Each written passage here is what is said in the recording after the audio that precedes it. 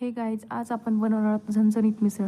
तर तुम्ही बघू शकता अतिशय उत्तम रीतीने ही झणझणीत मिसळ बनलेली आहे आणि पावासोबत खाण्यासाठी तर अगदी अगदी मजेदार लागते ही. तर चला आपण बनवूया. त्यासाठी आपण घेतलेली आहे मोड आलेली मटकी. मटकी आपण शिजवून घेऊया. त्याच्यामध्ये मीठ आणि हळद टाकून आणि थोडंसं तेल टाकून उकळून घ्यायची आहे मटकी. नंतर रश्श्यासाठी आपल्याला कांदा, टोमॅटो, कोथिंबीर आणि थोडेसे खोबऱ्याचे तुकडे घ्यायचे आहेत. खोबऱ्याचे तुकडे नंतर तेलामध्ये परतवून घ्यायचे व्यवस्थित. त्यानंतर टोमॅटो आणि आपण जे कांदा घेतलेला आहे तो कांदाही व्यवस्थित परतवून घ्यायचा आहे.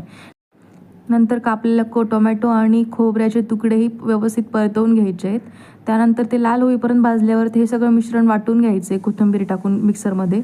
हा सगळा मसाला व्यवस्थित तेलामध्ये परतवून त्यामध्ये काही मसाले ॲड करायचे आहेत. मसाल्यांची रेसिपी हवी असेल तर कमेंट बॉक्समध्ये नक्की सांगा. त्यानंतर आपण उकळवलेली मटकी त्यामध्ये ॲड करून व्यवस्थित रस्सा